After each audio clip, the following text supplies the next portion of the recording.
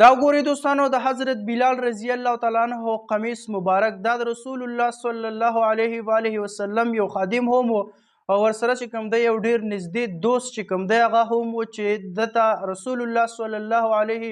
و آله وسلم د اذان ډیوټي چې کوم دی هغه حواله کړی و چې د اواز ډیر خوږ و. څه صحابه کرامو چې کوم دی په د باندې اعتراض کړی چې دا ثوابونه خو ټول ده وګټل د الله پیغمبره موږ ته هم د اذان ډیوټي چې کوم دی هغه حواله کا. نو نور صحابه کرامو ته چې کوم دی د رسول الله صلی الله علیه و آله وسلم ډیوټي د اذان حواله کړي و. نو هغه نور واقع به تاسو له معلومه چې الله تعالی سحر کاوه نو یعنی د سحر اذان ټایم خو الله تعالی چې کوم دی شپه اوږده کړله او سحر چې کوم دی هغه نه راخوتو ځکه چې بلال رضی الله تعالی عنہ خفه او هغه نه د اذان ډیوټي چې کوم دی هغه اخیستل کړی شوی و. نو دا د رسول الله